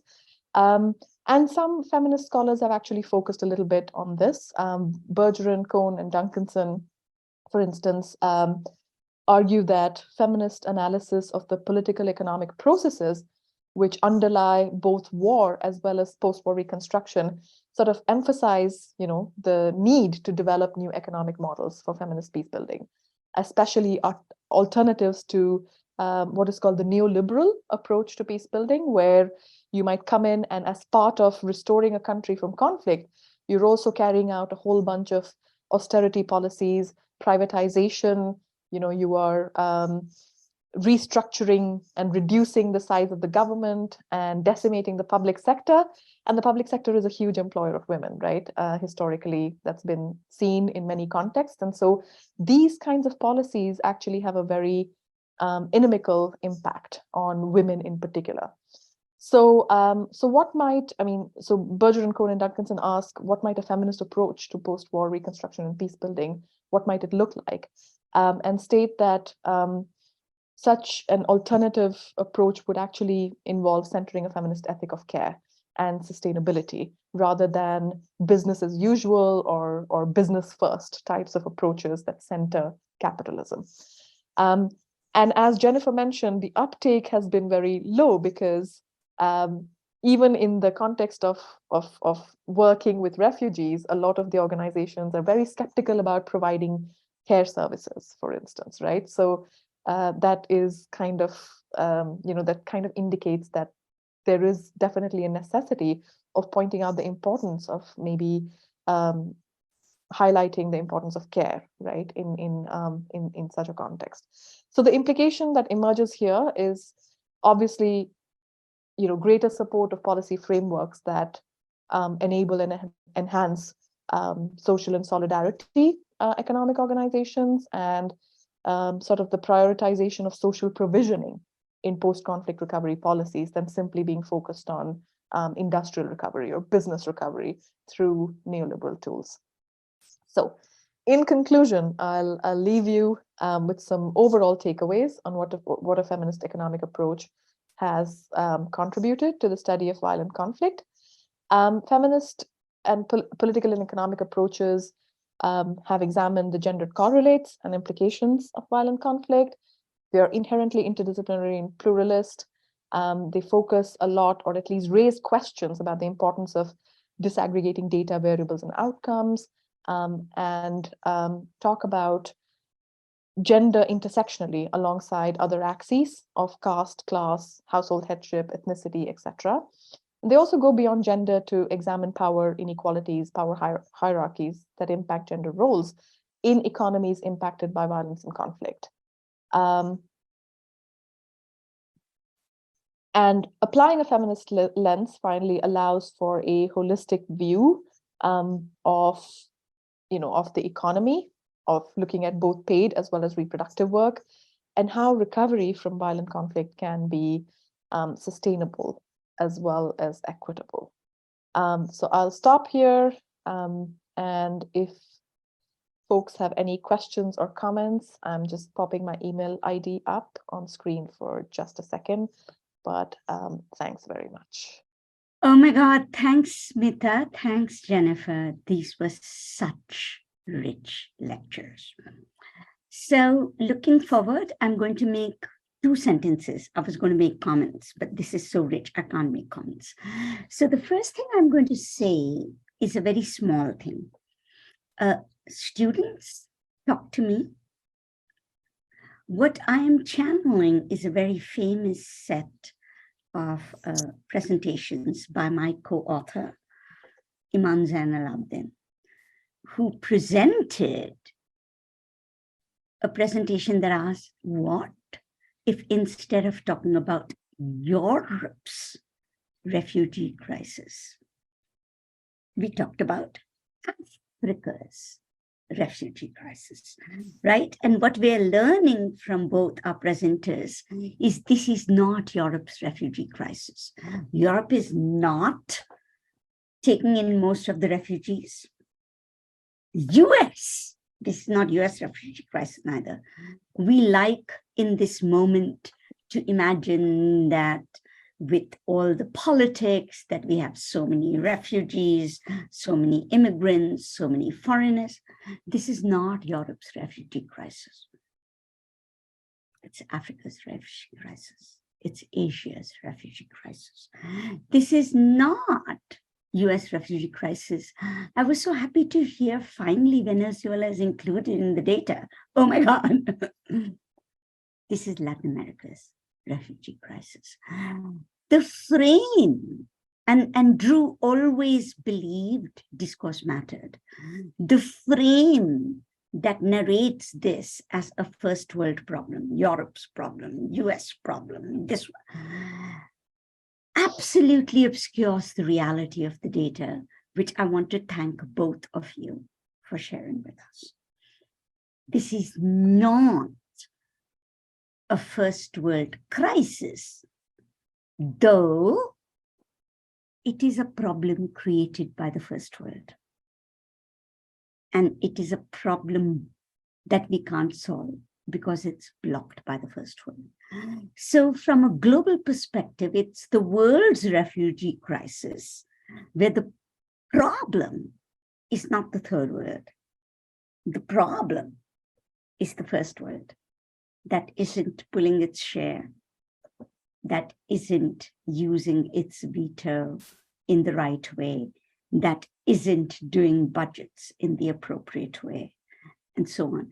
And this sounds weirdly left, but what I really like that both of you did was this was so anchored in data and reality. This is important. So I want to thank you for that. And this kind of important attention to how data is useful. Drew was always clear that the politics of numbers can invisibilize people. That's one thing. But she also never thought we should give up data. And she always was for, okay, it's like words, right? How do we get true data? So I really want to thank both of you for that. Also, just the connections between war, reproduction, and especially post-war. I'm thinking of Iman's work on how women plan to take their contraception pill in order to plan to get raped. when they immigrate, that was one of the most poignant and difficult things I ever heard. It was so difficult to hear. But this happens, right? Refugee women, you know you will be abused by UN military keepers, by whatever, right?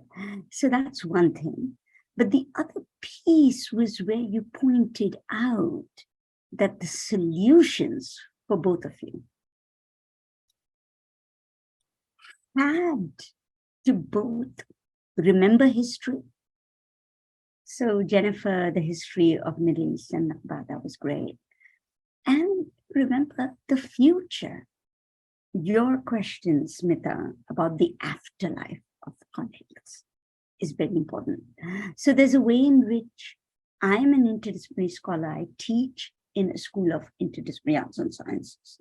There's a way in which for my class and my students, learning that history is neither the past, nor the present, nor the future in itself, but the centrality of the entire traverse of that and how you use it to analyze things was just really valuable for my students. So we're going to give a little bit of time for students. I can already see the questions showing up.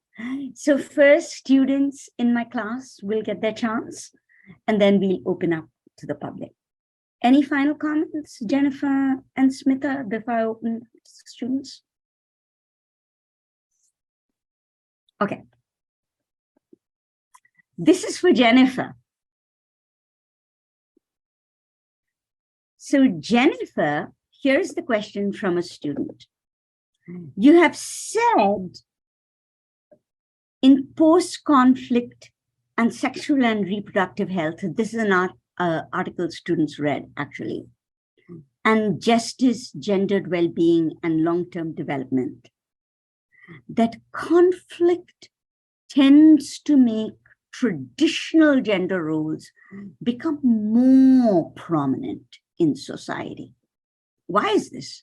That's a big question. And I think Smita can contribute a lot to that too, because she's worked on this question as well. I mean, I would say it's more complicated.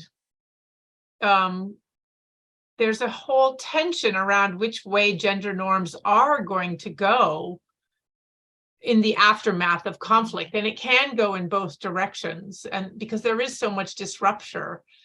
But there is, I think, that particular paper was thinking about demographics, and there's always this idea that women have to produce the next generation. So one response when you have a big war and you've lost a lot of men, especially, is women, you got to step up and make the next generation. So I think that's one of the tensions. And we saw even in World War II, right? Women were asked to step forward and then they were told to go back home, right? That's also very typical, is that we take advantage of women's flexibility during the crisis, and then we ask them to step back into their old norms. But I do think that, I think the work I'm doing in Syria shows too that rupture can happen in other ways. Like, all the traditional norms are actually challenged as well, because men are no longer breadwinners, and women, and what is a homemaker anymore, right, in a refugee context? So I would say it's not necessarily that traditional norms reappear, but it can go either way. I would say the most tragic example of this right now is Afghanistan, because what happened in Afghanistan is they really pushed for progressive change, and they got women into the legislature, and they really were trying to, and of course, the backlash of that has been horrific. So, but there are examples actually more from Latin America where you really have seen positive outcomes, and I think, it's not entirely the case that it always goes in one direction. And Smita, I think you could speak to this too from the Nepal work, right? Yeah, I was thinking, I mean, if you take a a labor perspective, right, the labor of social reproduction perspective, then it is not surprising that at least some traditional forms of, or some traditional gender roles become even more exacerbated, right? Because somebody has got to do the work in a crisis of reproducing society. Who does it fall on? It's typically people who have always done that work, except, they've got to do it with less now. And sort of figure out the task of providing that care and providing those materials for sustenance in the absence of other resources that might have previously existed or not existed, right? I mean, it depends. It depends on the context. I mean, I was just reminded of Marx and the Reserve Army for some strange reason in this minute, right? So yeah, it's the Reserve Army. You pull from them when you want them to do something. When you want them to restore the economy to its former glory, but then you're very happy to also say thank you. You're no longer required, and the reason that happens is probably because because of gender norms, right, as well. The reason that's very easily given as an excuse. But in the case of Nepal, that's actually something that was really remarkable to observe in the case of Nepal, where there was some transformation of gender norms. Why? Because Nepal's conflict was a Maoist conflict, where about 30% of the combatants who had joined the Maoist guerrilla forces were women. And so they did pretty much everything, and they did they did the fighting, they did the the paramilitary stuff that needed to be done. They wore big backpacks, they carried machine guns, right? So they did pretty much everything. And for a little time immediately after the conflict, it did seem like those women would obtain political franchise and sort of be in the public sphere much more, and some of them challenged the status quo. Except, this was, so the conflict ended in 2008. Is when the peace accords were signed, and 10 years down the line, there's hardly any women in the parliament. Even though initially they started out with a significant number, right? Who when the Maoists mainstreamed and became a political party and contested the elections, there were quite a few female contestants and quite a few MLAs, members of the Legislative Assembly from the Maoists, and that had all but disappeared, right? So it points to something really resistant, right, at the core of all of it, where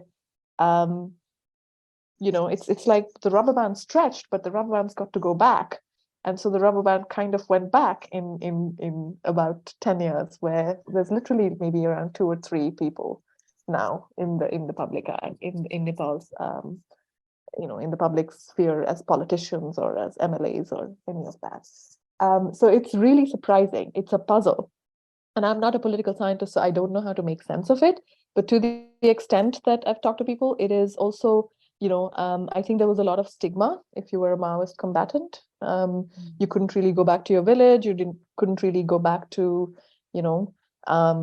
the people that knew you, your village, and so forth. And then you had no option but to, basically hide that part of your past completely. And part of hiding that past is basically to go back to the gender norms that prevailed before the conflict, right?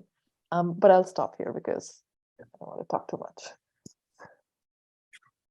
I have so many questions here. I have to choose. Give me a minute. Okay, I'm going to choose 2, and then we'll stop. The first one is actually a follow-up. Let me make sure I get the details of it right. This is for Jennifer. So this is for you. I'm going to read both questions because I've got student questions and I want to make sure I answer, and one public question, so I want to integrate them. This is for you, Jennifer. The question is methodological. How did you go about figuring out causal relationships in your discussion of sexual and reproductive health, justice, and peace? So, the studies about child marriage, economic instability, for example. What's your process for interpreting cause? For the audience, this is important. Students are also doing their own research work. They want to understand causality. And just part of the same thing, did it make a difference in looking at it from a justice framework, social reproductive health, from a justice framework rather than an individualist rights perspective, to change not just the analysis you did, but the data you collected? So it's a question about how method changes depending on your frame. For you, Smita, I have also a question from the students. Let me make sure I read it out rightly. Yes. How do you distinguish between what issues are during a conflict and after a conflict? Is that actually something you can do? Student comment in the discussion board may not be a fair question. Maybe the question assumes something about methods that's wrong. Maybe the distinction itself is not okay. So just so you know, the students are discussing this. But also a method question. How do you decide those two? And a very specific question had to do with post-conflict assets. When people get land rights, assets, support, and so on, how do you decide if it's solving the conflict or if it's buying them off? Those are the questions my student asks. So Jennifer, you first, then Smita. Okay, so yeah, the methodological question I think is complicated, and I'm going to give part of the answer is going to be a cheat, and that is that paper, actually we relied a lot on secondary analysis. So we did not, so the whole discussion of child marriage, we talked about the complexities. I think child marriage, it's really, really hard to unravel the causal relationships, because what's happening is that there's a very strong link between education, fertility, and women's labor force participation. And all three of those are being truncated by child marriage. And so it becomes very complicated. And then there's an intergenerational impact as well. So I'll be honest, we did not personally try to address the causal issue. We trusted the research that we were reading to have untangled it to the degree that was necessary. I mean, I think that's another really interesting question to ask about sort of feminist approaches, because my read of sort of mainstream economics is that there's a lot of obsession with causality, and one of the ways that feminist research is often disregarded is by saying, oh, you've got the causal relationship in reverse, and so they could just throw out your research. For me, I would think around child marriage, because the causality is so complicated, I'm more interested in just the result than the causal relationship. You really only have to focus on the causal relationship if you're really trying to explain what was the trigger. But if you argue that the causal relationship is complicated, and it's quite obvious, there's a lot of empirical evidence, for example, that girls who get married mostly end up terminating their education, that there's a link between education and both fertility and labor force participation and earnings. So you can really make the point that child marriage is both an economic problem and a rights problem. But I'm kind of dodging the question in that sense. I think where we were thinking also about causal relationships too, which I think is interesting to think about, is so a lot of that causal relationship would be under the micro circumstances. What's happening with a particular girl? Why did she end up getting married off or not? But it's also interesting to look at a sort of back the lens up a little bit and ask the question, why in some conflicts does the age of marriage go up and in other conflicts the age of marriage goes down? What is it about a particular conflict? Because it has happened, right, that the age of marriage has both gone up or down in conflicts. It depends on the context. So that's a different level of causality, because you're not looking at individual behavior, you're sort of looking at the structural constraints and whether those differ rather than focusing in on the individual. Can I interrupt here? Yeah. We never worry about causality in the same way. I live in Seattle. Yes. Nobody asks, what is the real causality? Yeah. Is it tech education that's promoting Microsoft? Is it Microsoft that's promoting the economy? Right. Is it right? There is an obsession. Yes. In Agreed. my area, nobody asks me the questions you ask. In fact, my entire university just assumes really the same causality that you're raising, right?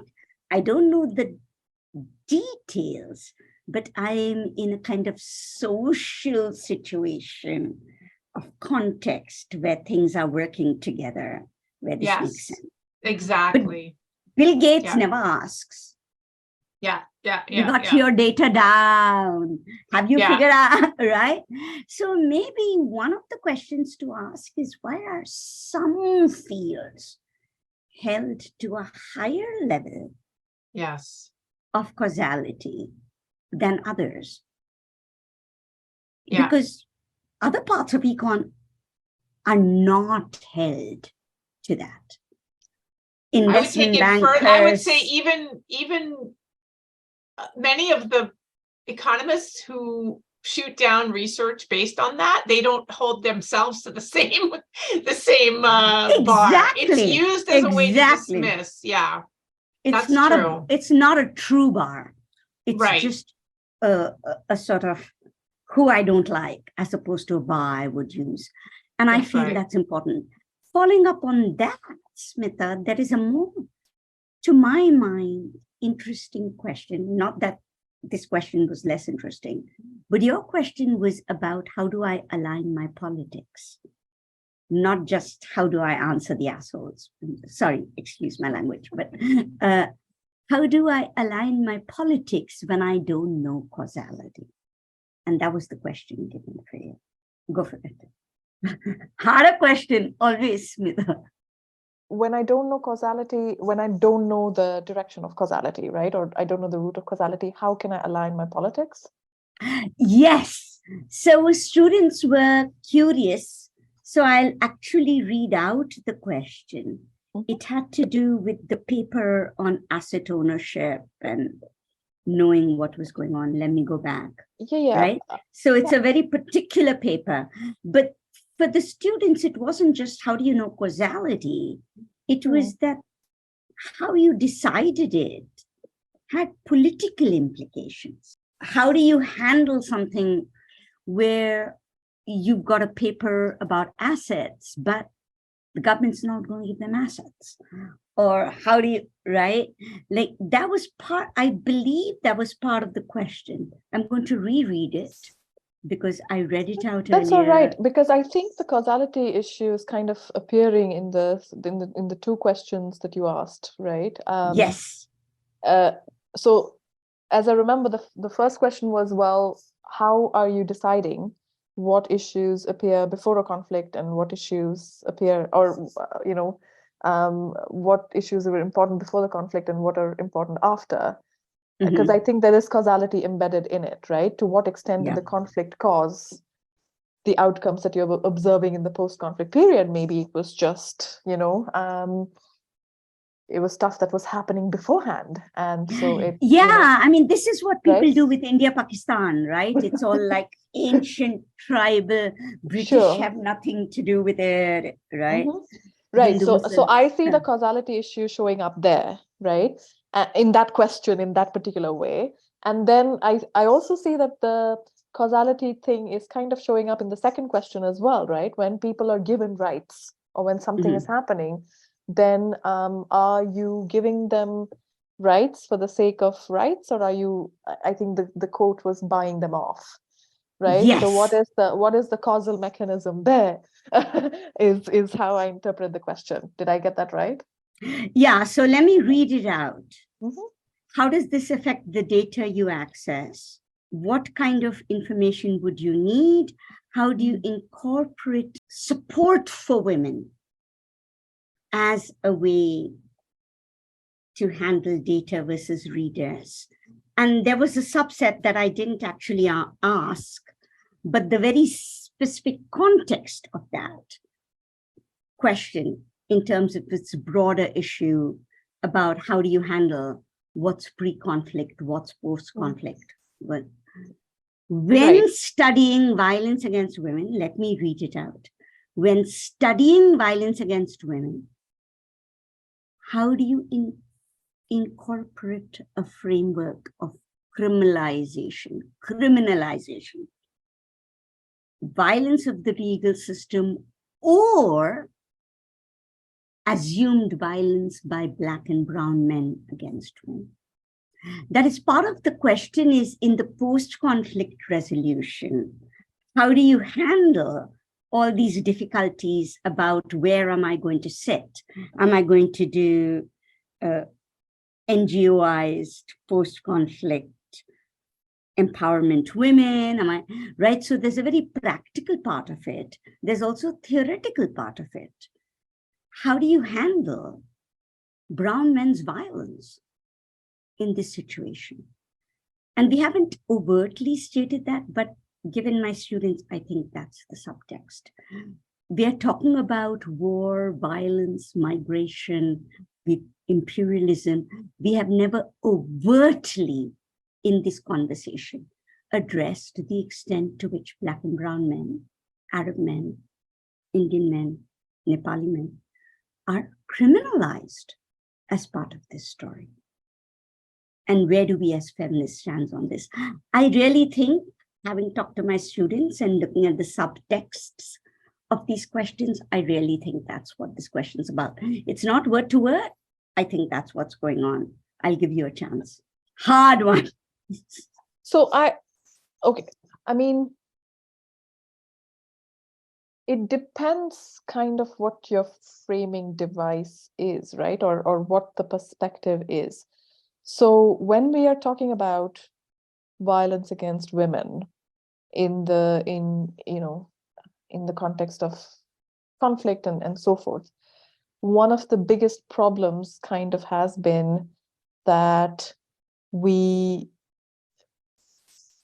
types of data that we collect are usually, or data on violence, is usually collected, or you get data, big numbers, right, on violence from the Demographic and Health Survey data, which is the biggest source of data, right? But unfortunately, the way the Demographic and Health Surveys kind of ask the question, when there is data on violence, they kind of assume that the violence is taking place within the household, right? So it's basically domestic violence that gets counted, right?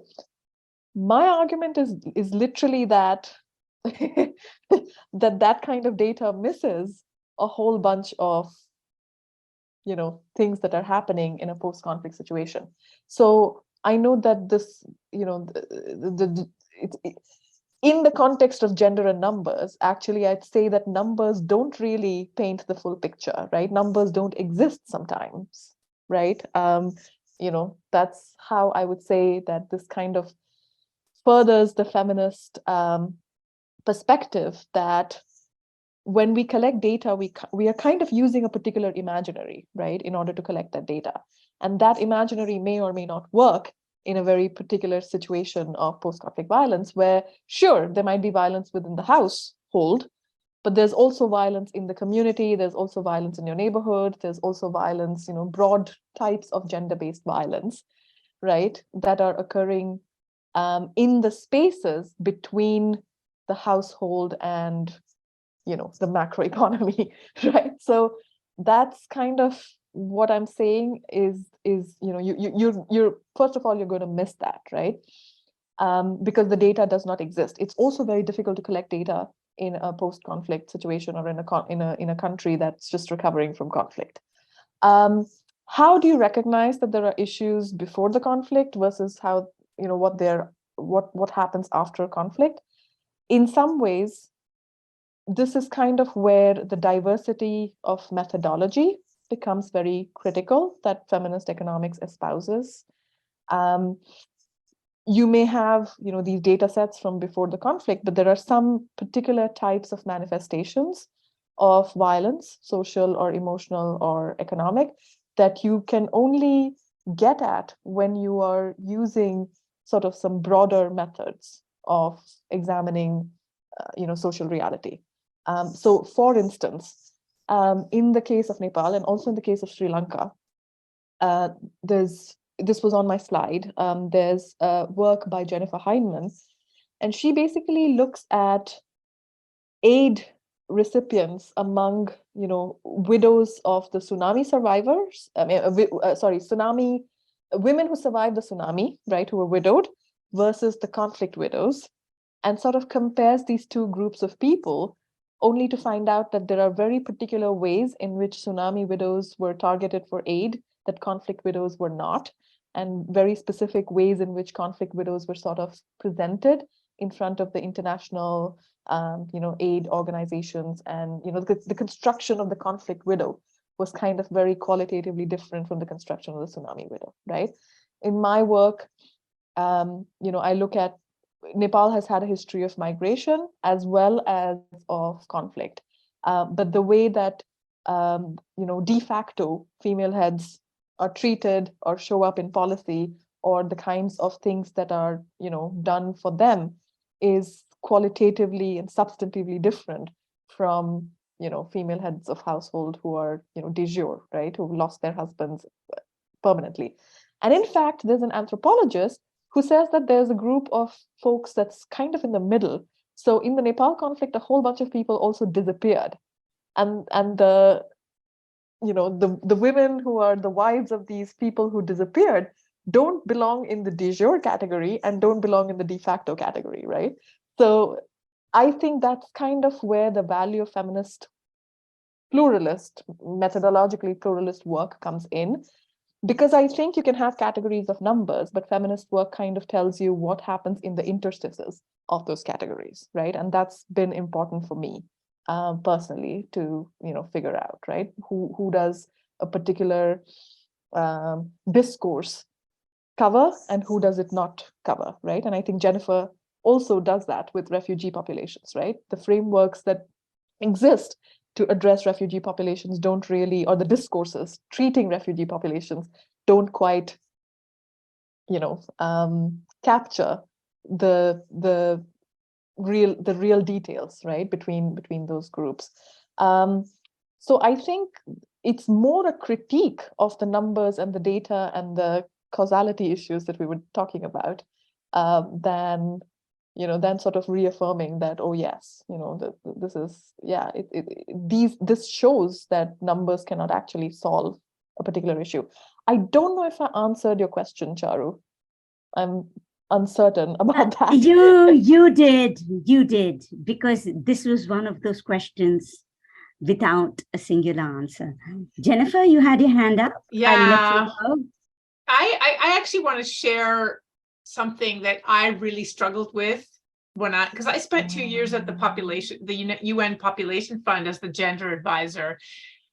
And I used to get so frustrated, even though I understand the value of it, the obsession of donors with child marriage and gender-based violence was very much sort of this, and the need to develop these micro level data sets. And so much money pouring into those aspects while willfully ignoring the structural factors that shape these outcomes was, for me, a really tough struggle. And I think, we're handed a data set that is on child marriage or gender-based violence, right? And yet you have to take the lens out and ask yourself, it's not just looking at the data and saying, oh, look, there's more violence against women. It's asking, what are the structural factors, which are not just local? And this is one of the problems, is that a lot of these analyses try to just look at the local contributors to this. And if you're doing a micro level analysis, you're going to be looking at causal factors between, the age of the girl and the age of her spouse. And you're not looking at the structural factors, which have to do with the debt crisis, which have to do with militarism. And I think that's one of the hardest connects, right, to do, is how do you move? And I always ask myself, is this where our money is best spent, is in amassing all these data sets? Because as an economist, obviously, microdata is valuable, but you see the donors' obsession with exactly what Charu was saying, which is that it's, this attempt to capture brown men's violence against brown women, and without taking any look at the larger structural problems that are creating this situation in the first place. So that, I think, is a very good insight that the students have in trying to push back against some of this, I guess I would say. We are so seriously out of time, but that's just because these are such exciting lectures. So what I'm going to say is we are recording this. It includes the chats. You can add additional questions to the chat, and we will share this with people before we finalize editing videos and Zooms if our people want to, contributors want to answer. But I just really want to thank both Smita and Jennifer. This was so much in the spirit of Drew. I mean, it's not accidental that with Suzanne, and of course, Susan, she wrote Liberating Economics, designed for undergraduate students. Lots of people don't think about publishing for undergrads, You get your name with high-end World Bank, IMF, UN, or peer-reviewed. Very few people really take publishing for students seriously. So I really value that our talk today was also really geared to people who weren't highly trained, senior, AEA, whatever. We've all done that.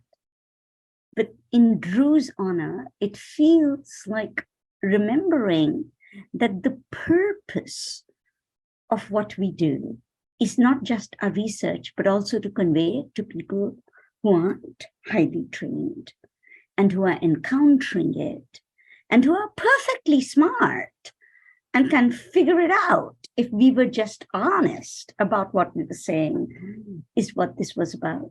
So I want to thank both Jennifer and Smita. I hope all of you have seen scholars who worked on conflict and post-conflict. You can obviously contact them. We will be Zooming this. We will be posting their reading lists along with the Zooms. We'll work on that. It might take us a few weeks. We will do it. But before we leave, I want to give space for Carl. So Carl was Drew's student. And I think we need to hear not just from the experts, but from the future experts that Drew helped create. Come on, Kyle. Thank you so much. And I think it's appropriate that I'm coming to you from the University of South Carolina, given that her final piece, Speaking Truth to Power, was about what she referred to as an attempted coup by Governor McMaster to politically sabotage our institution.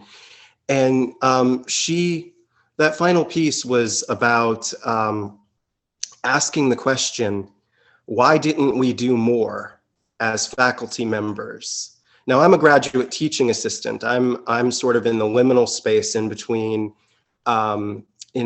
teaching and being a student. So I was just worried about keeping my stipend. I wasn't thinking about being a radical. I wasn't thinking about going out and protesting Caslin's appointment. That was not part of my thinking. I had work to do. But I thought it was incredibly fitting that her last words to our community, and it personally resonated with me, was to never, ever allow those things, your concerns about your personal or professional or economic situation, never let those concerns get in the way of standing up for what you believe. So I just wanted to extemporaneously say that. And also thank you again for offering me this space. By way of introduction, my work analyzes British coal mining narratives through the lens of social reproduction and other issues related to feminist political economy. So I needed a feminist Marxist economist to serve on my dissertation committee. I'm not an economics major. My major is literary studies. I work particularly in 20th century British literature. So I didn't know where to begin. I spent several frustrated hours sorting through CVs. Finally, figuring that the simplest answer is always best, I just typed in U of SC, Marxist theory, into Google, leading me to Dr. Drusilla Barker in the anthropology department. I requested a meeting with Drew via email, and she graciously accepted. Her kind, unassuming demeanor put me at ease immediately. After introducing myself, I asked her what precipitated her move to the anthropology department, with her being an economist. She smiled wryly and explained that male economists, quote, wouldn't even have coffee with her after she left Hollins University. I smiled, too, because I knew I had found someone extraordinary. Drew was a feminist first and foremost. Dialectical materialism was her tool through which she worked to liberate all women from the bonds of domesticity. Chauvinistic attitudes among certain Marxists once led Heidi Hartman to ruefully conclude that the relationship between Marxism and feminism is an unhappy marriage. Drew's body of work, alongside numerous scholars who also share her vision, serves as a testament to the contrary. I'm reminded of Marx's famous epitaph, in which he reminds us all that the goal of philosophy is not simply to interpret the world, but to change it. Through her groundbreaking scholarship and her mentoring of countless students, Drew embodied Marx's timeless exhortation.